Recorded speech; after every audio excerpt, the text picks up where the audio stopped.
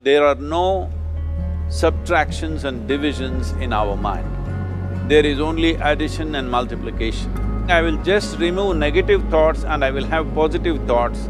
All the best, it's not going to work. It's just that you need to pay little attention as to how it functions. You will see there is a distinction between what is you and what you have gathered.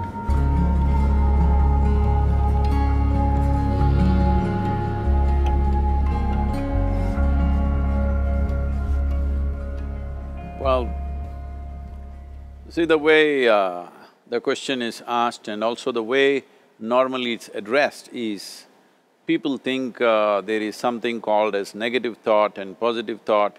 They want to remove the negative thoughts and have only positive thoughts. For such people, I would ask them to just experiment for 10-15 seconds. Let them forcefully remove one thought from their mind. For example, next 10 seconds, just don't think of a monkey. Try not to think of a monkey for next 10 seconds. You will see you will be full of monkeys. So what I'm saying is, this is the nature of your mind, because in this mind, all the three pedals are throttle. There is no brake, there is no clutch. Whatever you touch, it will only go faster. In this kind of mind, people have been taught from moral teachers and religious teachers, do not think about bad things. Well, since then it's been a full-time job. So there is no way you can handle the mind like this. This doesn't need any great enlightenment. If you spend 2 minutes with your eyes closed, you will realize you cannot do anything forcefully with this mind. So, I want to remove negative thoughts. Do not ever go in this direction, because what you want to remove will become your quality. Always you will be on it. So what should I do?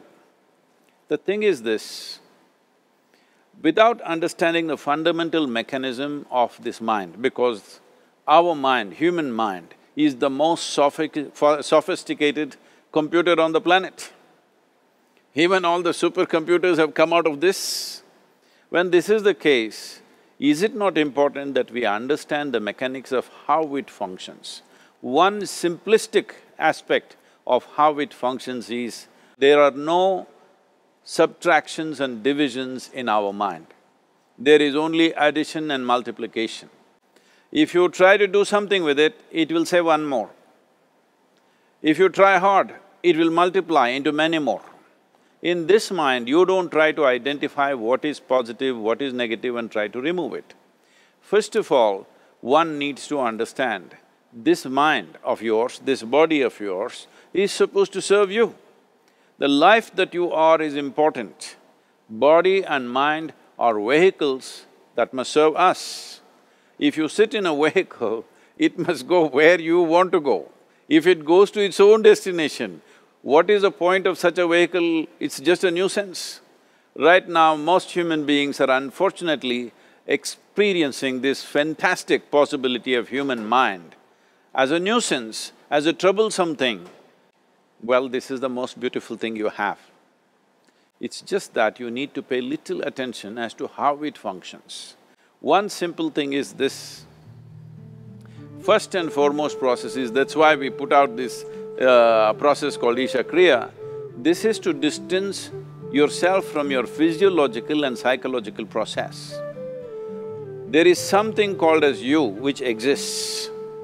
This is not a composite of all your thoughts and emotions and physiological processes.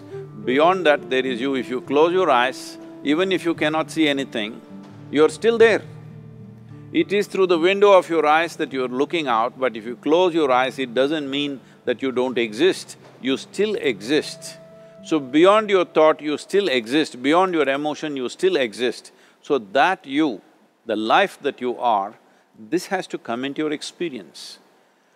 Why is it that you're not allowing that to come into your experience, which is the most significant aspect of who you are?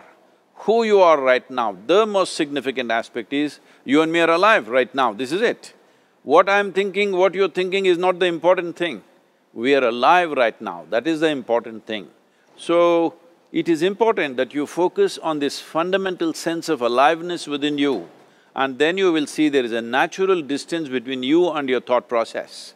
Once there is a distance between your psychological process and your physiological process, this is the end of suffering.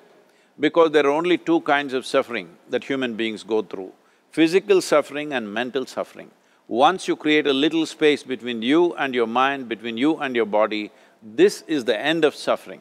This is something every human being has to experience and know, otherwise thinking I will just remove negative thoughts and I will have positive thoughts, all the best, it's not going to work 100%, it's not going to work because nobody can remove it, they can avoid it for some time. So when negative thoughts come, you say Ram Ram, Shiva Shiva, whatever you want, but this is just avoiding, it's not gone. The moment you stop that, it will pop back with great force, otherwise it'll come back in your dreams. So it's very important, first of all you need to understand your anger, your resentment, your fear, your anxieties, the negativity that you generate. Generally resentment, anger, it is always directed towards somebody. But we need to understand this is poisons that we are drinking and expecting somebody else to die. Fortunately, life doesn't work like that. If I drink poison, I die. If I drink poison, you don't die. So, we need to understand this. When I say poison, today you can have yourself chemically analyzed. Right now, what is your blood work, what it says?